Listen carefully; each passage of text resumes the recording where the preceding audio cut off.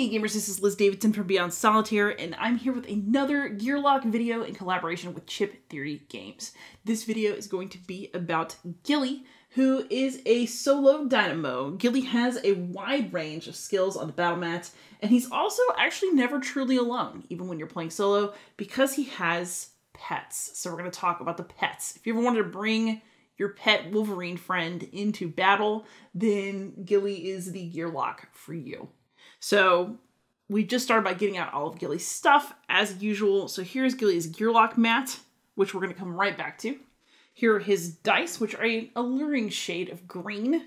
We have his reference sheet, which is going to give us all the basic info about him. And then I've got a battle mat set up where Ghillie is facing off against our troll youngin, because the troll youngin is an uncomplicated baddie, and there may be some stuff that I want to demo for you on here.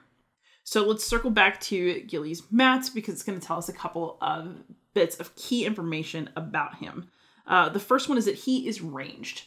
So Ghillie is a ranged fighter, and that means that when he comes into battle on the battle mat, he is going to come into a ranged space with the bow and arrow on it. It also means that he is able to target any baddie on the entire mat, because he doesn't have to be next to them. He could be anywhere to target an enemy. We also get a look at Ghillie's innate ability. So his innate ability is called Scout. His innate +1 is called Scout Master. And Scout essentially means that before battle, you can reveal a baddie in any active stack, and then Ghillie can cycle that revealed baddie to the bottom of the stack. So you can usually scout during your downtime, but Ghillie can do it before the start of battle. And this is actually going to come into play more when we talk about his trap dice. So it doesn't seem like the most exciting innate ability until you see what it can do for Ghillie. So when he's got his innate +1, he can reveal and cycle 2 baddies from any active stack before battle. So that just gives Ghillie a little bit more control over what's going to happen at fight time. Ghillie has 4 professions and then some consumables. So basically, we're just going to work through his mat profession by profession and then talk about his consumables. So let's just go ahead and start at the top with Ghillie's Trapper profession. And this is a very cool profession because it makes you think really tactically about what's happening on the battle mat. The other thing that's interesting about this particular profession is you'll note each of these skills has a star by it, which means that you don't have to train one kind of trap before you train another. There's no prerequisite. You can just kind of pick which one you want and train it when you have the points. And actually, before we get into specifics of these types of traps, I want to talk about traps in general. So Ghillie has the ability to plant traps on the battle mat before the battle even begins. So when we talked about Ghillie's innate ability, which was Scout, that actually is going to come into play with his traps. So it's really important to talk about timing when we talk about the trapper profession. Ghillie's reference sheet is going to tell you this unique skill set allows Ghillie to set traps before the battle even begins. Start strategizing. And so what that means is that these traps are something that you place before a battle even starts. So what that before battle timing is going to mean is that you're going to have a chance to have looked at your encounter card. You can do Ghillie's scouting ability first, and then you can decide how to set your traps. The traps have to be placed before any baddies are placed, but if you are looking at the information available to you before battle carefully, then you're going to know about where you would like to put traps before you start placing enemies on the battle mat. So, for example, in normal battle setup, there might not be any baddies on the mat just yet, but I can set up a trap knowing that one is going to appear, and then boom, got him. And then one more thing before we get into the specifics of traps.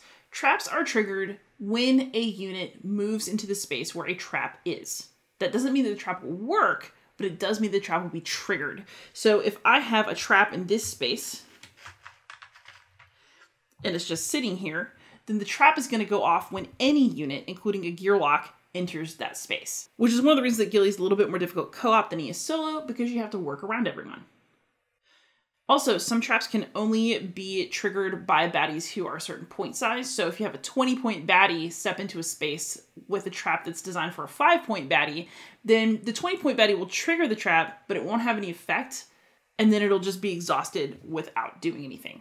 So think about that when you're placing your traps. You place them, then when anybody enters that space, the trap is triggered, it has an effect or not, and then it's exhausted. So you can't just leave traps until the right target comes by. You have to plan carefully by looking at enemy movements and thinking about how things are going to work in order for your trap to have the best effect when somebody triggers it. But now that we've got this die out, let's talk about what these specific traps do. So our first trap is called Rusted Spikes. So you actually roll for your trap when an enemy enters the space. So let's just say that we knew our Careless Troll was going to come in on lane 1, and so we put a trap there for him. Then when he entered, boom, the trap would trigger. But that's actually when you roll for it. You don't know what damage or not the trap is going to do until it's actually triggered. But let's look at what this die could do. The first option we'll discuss is, of course, failure, because it's too many bones, it can happen. When Ghillie's traps fail, they have a red bones face. And what red bones mean is that you have to place this in your backup plan. So with a lot of skill dice where you get bones, you can be like, I'll try for a better roll later. I'm not going to do that. And then you don't put the bones in your backup plan. If the bones are red, you have to put them in your backup plan. No choice. So when Ghillie's traps fail, they go into his backup plan without fail. But all these other sides are just delicious little spike damage traps. So you can get 1 damage done to an enemy or 2. But when a baddie triggers your Rusted Spikes trap, it's going to take the amount of true damage that is printed on the die, so 1 or 2. And then you're going to move the unit to an adjacent lane of that trap position if it's open. So if our Troll Youngin were to walk into the trap and we rolled it and he took 1 damage, he would take that 1 and then he would move to an adjacent lane after that. And of course, if there's not an adjacent lane, then the baddie won't move, but otherwise they will. Then the trap would be exhausted. So Rusted Spikes is great because it does true damage and it gives you the ability to hobble an enemy right in the beginning of battle, which I'm personally very much in favor of. Our next trap type is called Woven Snare. So let's talk about that one. So once again, Woven Snare could fail. There are red bone faces that can force you to place this in your backup plan. But if you roll the trap and you have success, then you're going to see a snare and then a -1 attack, or if you're very lucky, a -2 attack. So what this symbol means is that you're reducing the enemy's attack stat by the number on the die face for the duration of battle, which is pretty amazing. So Woven Snare can do a lot to a baddie right at the start of battle, which I'm personally really excited about, especially because reducing attack stat means that the enemy is just going to roll fewer attack dice. So if this Troll Youngin were to walk into that trap, he's only got an attack stat of 1 to begin with, and so basically it would render the Careless Troll totally harmless to you until you could just do something about it. So it just couldn't do anything to you for the duration of battle. This is also really great on higher attack value enemies because it just defangs them a little bit, makes it easier for you to take that baddie out. The one more thing I want to specify about this die is that in order to remember that an enemy's attack stat is reduced, you should put this die on the actual baddie chip. So that is why on Ghillie's reference sheet, your snare is going to have a T/BA symbol. So T is for trap. BA means baddie active. So you basically place the die on the baddie chip as an active die so that you can keep track of what you need to keep track of throughout the battle. So Woven Snare definitely has its major perks. And then we also have Hidden Rut. And this one is especially good if you're in a fight with a lot of melee baddies. Hidden Rut has no bone size, but it does have 1, 5, and 20 point faces. So what that essentially means is that Hidden Rut will only work on baddies who trigger it if they are at or below the point value that's displayed on the die. So that 20 point face can cause any of the baddies to fall into a rut.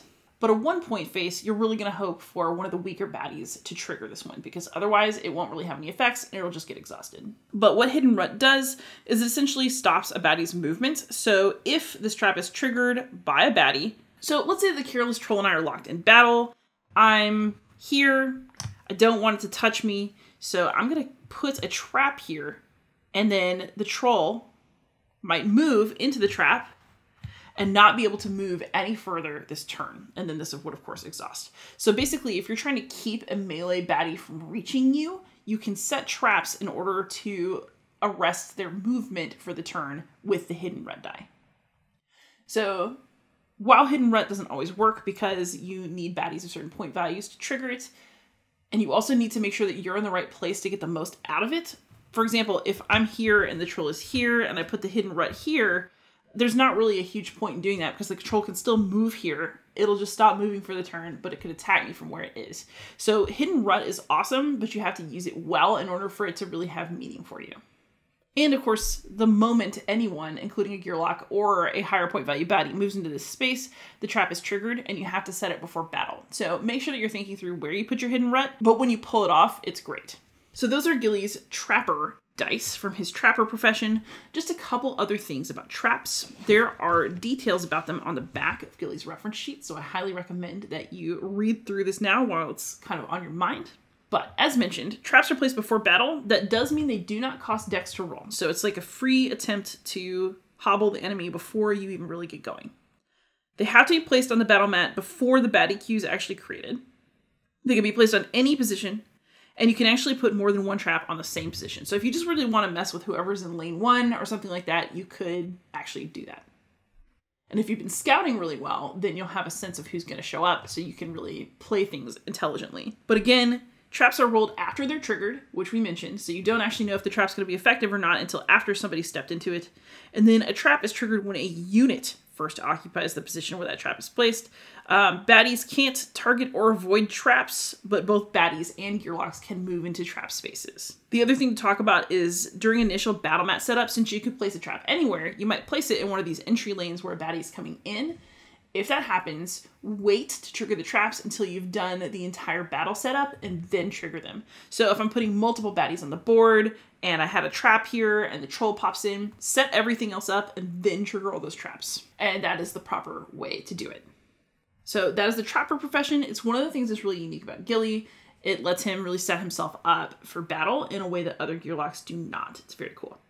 All right, so the next Ghillie profession we're going to talk about is Ranger. And this profession also has 3 skills in it, but this time you have to train multi-arrow first and then proceed to Brute Buster and Marked Enemy. So we're going to talk about what those are. They are, in fact, very cool. So first we're going to talk about multi-arrow. It does have a bone side, but it's not red, so you could choose to roll this again on another turn if you've got the dex. But then on most sides, you're going to see a bunch of arrows with a 1 or with a 2. So how do we interpret this symbol? Basically what it means is that when you use multi-arrow with your other dice after you've targeted a baddie, a certain number, so the number printed on the die face of your attack dice, will also hit a second baddie of your choice. So normally you only get to have 1 target and all of the dice you roll are going to be resolved with respect to that target. But multi-arrow lets you double up your attack dice to hurt your main target and somebody else. So let's say there are actually 2 baddies on the battle mat and I want to do something about both of them. Maybe I'm playing solo, I'm particularly concerned about it. That's where multi-arrow is going to come in and help. So if I decide to make the troll youngin my target, but I also want to get a little damage into this orc, I might choose to, let's just say that I'm going to stand here and use all 3 of my dexterity this turn to roll my multi-arrow and 2 attack dice. So what this roll is going to ultimately mean is that 2 of my attack dice can also hit a second baddie of your choice. So I'm going to hit this troll for 2, and I will also get to hit the orc for 2 because of the result of my multi-arrow die. So multi-arrow is just great because it lets you get a little extra oomph into your attacks. Our next die in this profession is Brute Buster, and it's more tactical. It's actually really good if you want to force a specific baddie into one of your traps, and you've got the tactical ability to do that. So what's going to be on Brute Buster is an arrow of some kind. So there's not going to be any bones facing on this die, but they're just different configurations of arrows, some of which give you more options than others. So what these arrows stand for is displace. You can move any baddie 1 position in the direction of an arrow on the die. So this die result would let us push either of these baddies in any of the available directions of one of the arrows on the die. You do have to put them in an unoccupied space, but that's about the only limit for this die face. However, some of these die faces have more limited arrows. This one lets you move a baddie to the left or right, whereas this one only allows you to push a baddie in this direction. And even though it seems like you could cheat a little bit and be like, oh, why can't it be this direction? The direction you're allowed to push the baddie is actually determined by the top corner of the die. So you know your die is right side up when the number is in the top left corner. That's how you know you're in the correct orientation. So you do have to orient the die correctly, and then you can push an enemy in the direction of one of the arrows printed on the die. So that's Brute Buster. And then our third die in this profession is called Marked Enemy. And this one lets you do a little extra damage to one of the baddies on battle mat. As you might expect, there are a couple of bones faces on here, but the remaining faces have this awesome target with damage ×2 on it. So what does this mean? This means that the enemy is marked and you place it on any baddie. So once I've rolled it, that's the baddie that is marked. And then that baddie is going to take 2 times the damage from all attack dice either this turn, so the dice that Ghillie rolled. So if I had a great attack roll and I rolled this along with, I could double my attack. Or you can decide that this die is going to come into effect the next time this baddie is targeted by a Gearloc. So if you're playing co-op and maybe you don't get the best attack roll, but somebody else is going to have a big one coming, then you can leave this enemy marked for the next Gearloc to target, and then they'll do 2 times the damage. Once that double damage is done, then you exhaust the die. But this allows you to decide that a baddie is either going to get 2 times the damage from an attack die from your attack dice on this turn, so your turn, or the next time it's attacked by any party member. That can include you if you are playing solo, if you just want to see if next time that roll is a little deadlier so that the damage ×2 is a little better. So that's marked enemy. All right, our next profession is marksman. There are 3 skills in this profession. You can either start with piercing arrow or return fire, but to get in the zone, you got to get return fire first. Fortunately, both of these are great, and in the zone is just fun. So we'll be talking about that shortly. So piercing arrow is actually amazing, but it doesn't do traditional damage. It just whittles down a baddie's defense. So there are actually no bones faces on this one, but you can get die face results that range from 2 to 5. And again, what this die is going to do is it's not going to take that 5 off of an enemy's health. Instead, what it does is it reduces a baddie's defense. So if you had a baddie that rolled a bunch of defense dice and they're just sitting there with a whole bunch of defense, you are going to need something to help you whittle that down. And that is what the piercing arrow is for. However, piercing arrow does one more thing other than chip away at a baddie's defense, and that is it negates, at least for the turn, a baddie ability called Thick Skin. And that is very useful because Thick Skin is one of the most irritating abilities for a baddie to have. As you can see, this Troll Sage here has Thick Skin 1. There may be a different total, so you can have an enemy who's Thick Skin 2 or more if you're very unfortunate. But basically what Thick Skin does is subtracts the number after Thick Skin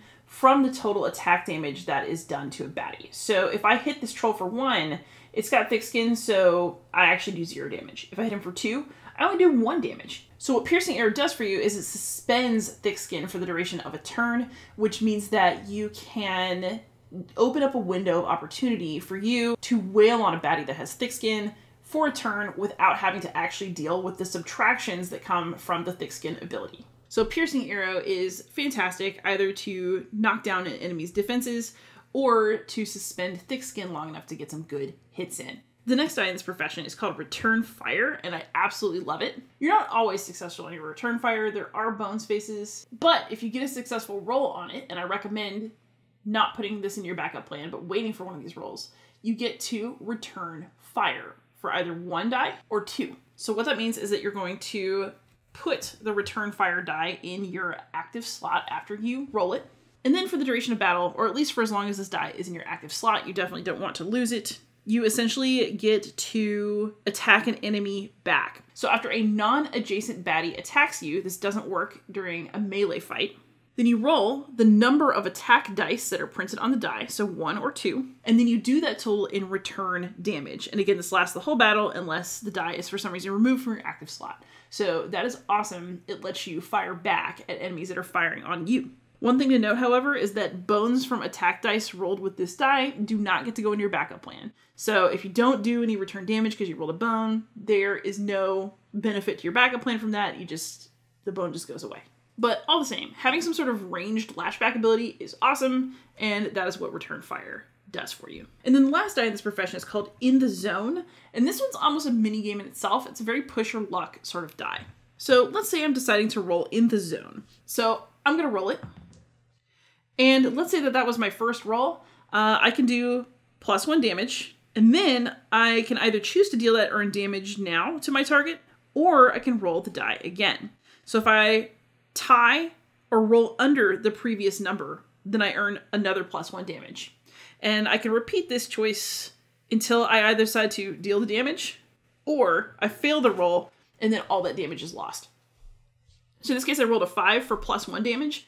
I think it's worth trying that again, because if I can get equal or lower, then I'll get another one. Okay, so that was a 3. So that's 2 extra damage. But now I have to decide, do I want to deal this 2 damage, or do I want to hope for a 3 or less? It's really a 50-50 shot. Let's try it. Ooh, so I got a 2. So that's 3 extra damage, but now I'd have to roll a 1 or a 2 in order to have that count. So I would just go ahead and deal that damage for 3 extra damage on my turn. But if I was really crazy, I could try to roll it again.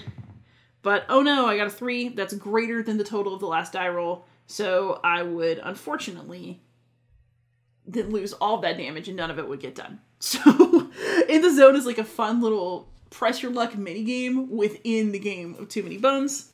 It's a fun way to deal extra damage. It's a little silly. I like it. And that is the marksman profession. All right, so now it's time to talk about everybody's favorite profession, Zoolinguist, because this is where the pets come in. Ghillie has 3 pets. I'm actually just going to talk about them all at once because they do roughly the same set of things and they just have some special abilities. So let's just pull out all the pets. So you can train any of these to start with. There's no prerequisite, but command does require you to have pets, and we're going to talk about how that works after we talk about the pets in general. Ghillie has 3 pets that he can summon. We can call Falcon, we can call Tiger, we can call Wolverine. And of course they have names, so the Falcon is named Talon, the Tiger is named Growls, and the Wolverine is named Little Yeti. I think we know which one Ghillie loves the best. So typically these pets are represented by dice. So die 13 is your Falcon, die 14 is your Tiger, and die 15 is your Wolverine. And if you have a special add-on pack, which I do, there are also some just aesthetic only add-on chips, 1 for each pet. So the Falcon, the Tiger,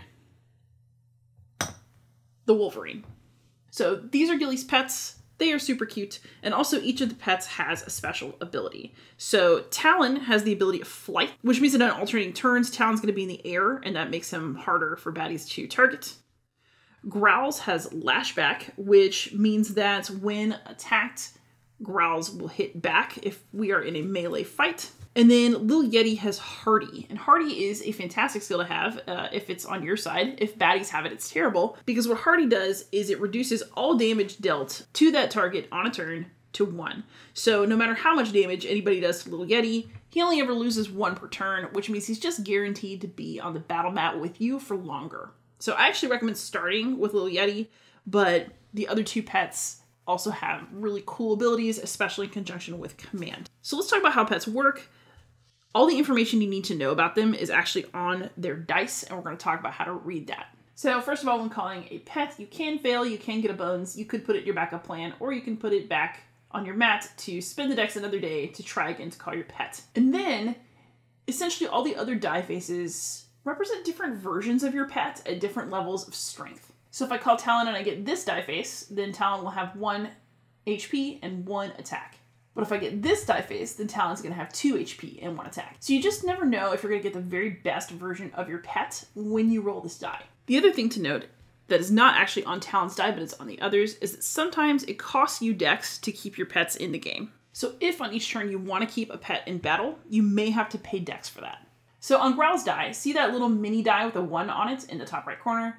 That means that to keep Growls around, you're going to have to pay a dex each turn. And at some point you may decide that that's too expensive and you're going to have to release him back until he's called again. However, just as Growl's stats change on various die faces, so for example in this one he has 2 health and 2 attack value. There are also die faces where he has better stats, so 3 health and 2 attack value, and no dexterity symbol up in the top right corner. Which means if you get this result for Growls, it actually does not cost you any dex to keep him in the battle. Little Yeti also has die faces with shifting stats, and some of those faces are going to cost you dex and some aren't.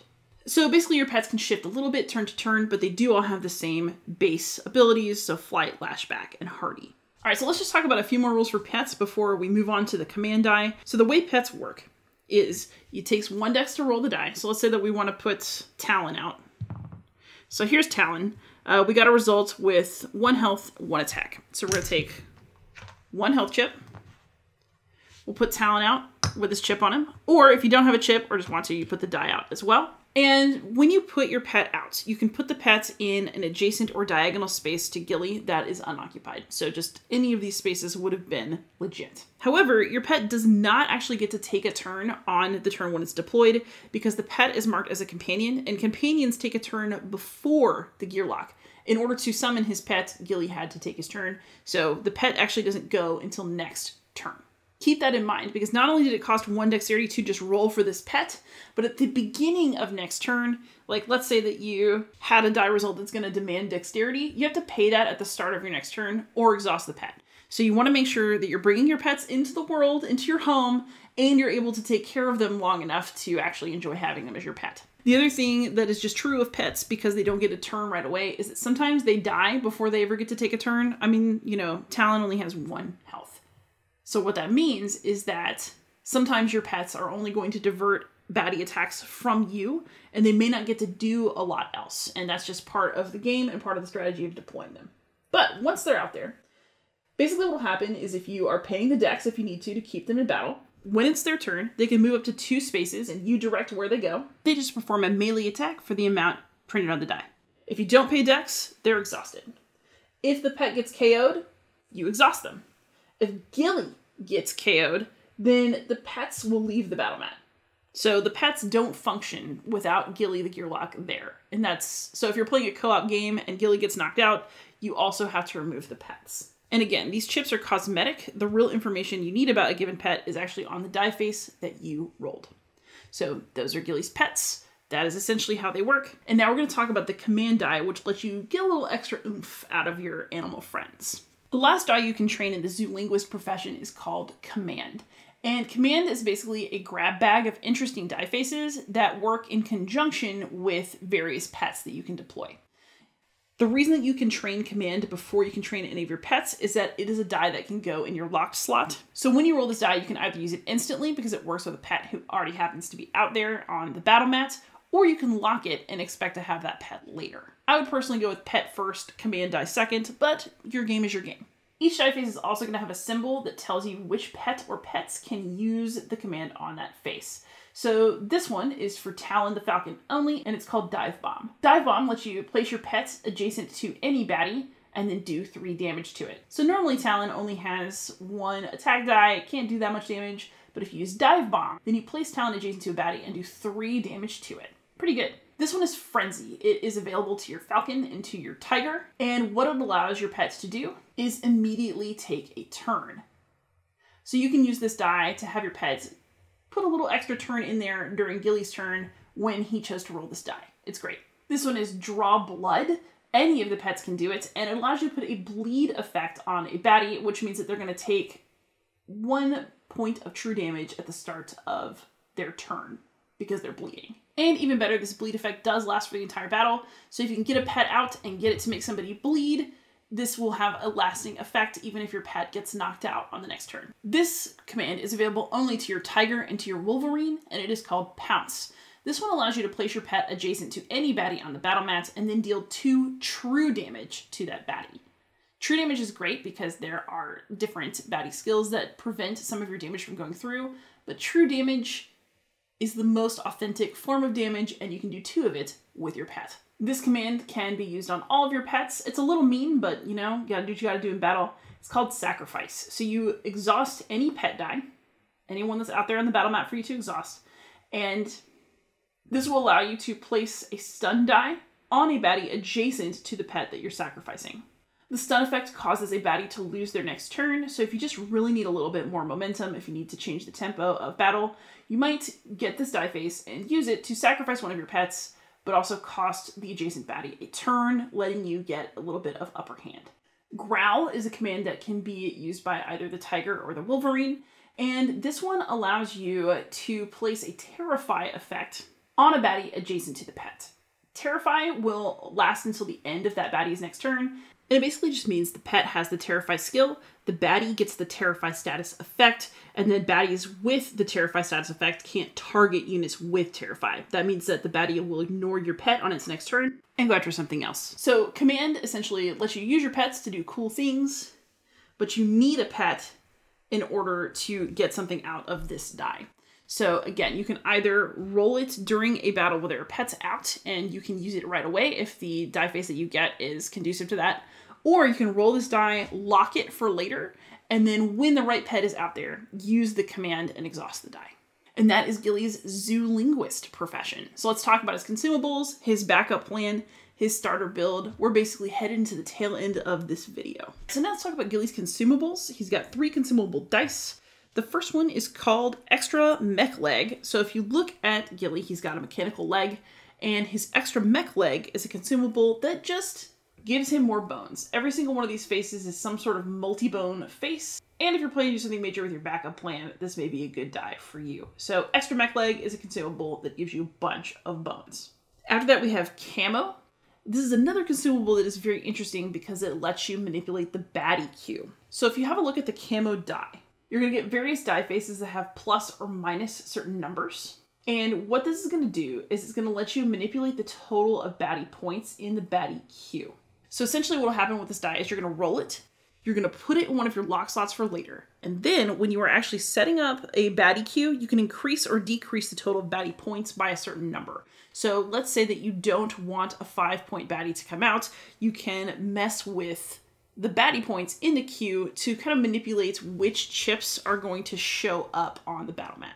You can make it so you have fewer enemies. You can make it so you have a nice round number. Maybe you want to fight 1 5-point baddie instead of 4 1-point baddies. You could get away with that if you have this die. So basically you'll do a little strategizing as you go to battle, and it's one of Ghillie's really neat little traits. And then Ghillie's last consumable here is called Bait. Bait is really nice because it allows you to re-roll your pet dice. So if you recall when we looked at the pet dice, they all have different sides, so your pet might have different stats depending on how you roll. If you have Bait, there are re-rolls on here. So Bait can either be used instantly or you can lock it for later. But once you decide to use it, it lets you re-roll your pet dice the number of times printed on the die. So 1, you could re-roll twice. It's just going to let you get another shot at getting your ideal pet.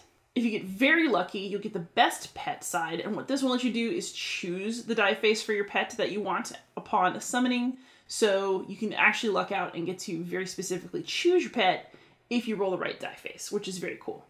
So that is the Bait consumable and what it does. So with that, we've covered all of Ghillie's dice. They're all really neat. He's got a lot of very cool abilities. And let's talk about how those abilities work with Ghillie's backup plan. So we're going to talk about the backup plan up at the top of the Gearloc mat. So the backup plan is also listed on Ghillie's reference sheet, and we are just going to look through that now. So if you want to read along with me, that's where you go. For 1 bone, you can switch targets. And that means that Ghillie is able to select a new target before applying any dice that he rolled against an initial target on a given turn. I actually really like this when there are a lot of baddies on the mat because maybe I can't do as much damage to one as I want, or maybe I could get away with more against one baddie than another one based on what skills they have, whether I think I can knock one out in one blow. This lets you switch your target, which gives you just a little bit more freedom in terms of how you deploy your dice after you roll them. So if you get a roll that's better against one baddie than another, you can actually switch targets if you've got it in your backup plan. For 2 bones, you can split targets, which is also very cool because it kind of lets you spread your dice out a little extra. So if you have a monster attack roll and you don't just want to use it all on one baddie, you can actually split your targets for that. So you can select a new target after you apply at least 1 die to Ghillie's initial target on a given turn. So when you roll your dice, you can apply 1 or more dice to 1 target and then the rest of the dice to a second target. Normally you can only target 1 baddie. This lets you kind of spread out your options a little bit. For 3 bones, you get a Fortunate Discovery that lets you acquire a consumable die of Ghillie's choice. All these consumables are great. You're probably going to want to use Fortunate Discovery to make sure you have access to them. For 4 bones, you can do Lure Away, and that lets you remove any baddie who is worth 5 points or less from the battle mat. And then you place that baddie on the bottom of the baddie queue. So if things are a little bit much for you in a certain battle and you just need to clear the mat out a little bit, you can put one of the baddies that's out there off until another part of the battle by removing them from the mat, putting them at the end of the baddie queue. They're not all the way gone, but they're temporarily gone, and that can be really helpful for tempo. For 5 bones, you can do Broadhead, and that just lets you deal 5 damage to Ghillie's target. That's a lot of damage. If you've got a lot of bones sitting around, especially if you've been using that extra mech leg, then you can really bash somebody, and that's pretty great. And then, of course, for 6 bones, you get to upgrade to Innate +1, which was Scoutmaster, that lets Ghillie scout extra baddies at the start of battle, which is going to help him set his traps more efficiently. So all of Ghillie's backup plan abilities synergize really, really well with the skills that he can train on his dice. To cap off the video, we're going to talk about beginner build strat, so let's have a look at that. All right, so here on our reference sheet, we do have beginner build strat. Statistically, Ghillie needs at least 1 defense to get going. You need to get his HP up and then give him some dex so he can keep up with his pet maintenance, because remember, it does cost dex to maintain your pets and to deploy them. When it comes to skills, you are encouraged to grab a pet unless there is a full party. So when you're playing solo, it's very good to make a lot of use of Ghillie's pets. I recommend starting with the Wolverine because it has hardy and it lasts a little longer every time you get it out there. Woven Snare is a nice trap for debuffing. And then it's encouraged that you pursue Mark Enemy for big damage that is going to help Ghillie out. If you go trap heavy, then you might choose to pick up Brute Buster because that's going to help you force enemies into the traps that you set. So as usual, especially if you're playing Ghillie for the first time, take Chip Theory Games' advice. Trust me, they know what they're talking about. And that is our overview of Ghillie. Ghillie is highly versatile, and he is a particularly strong pick for solo play because of that versatility. He can get a lot done in battle with his range attacks, with his ability to target multiple enemies, with his ability to set traps, and of course, with his pets. So the next time you break out too many bones, I hope this gives you the confidence and maybe the excitement to play Ghillie, who is a lot of fun solo or co-op. So give him a try, stay tuned for yet another Gearloc guide in the near future, and most of all, happy gaming.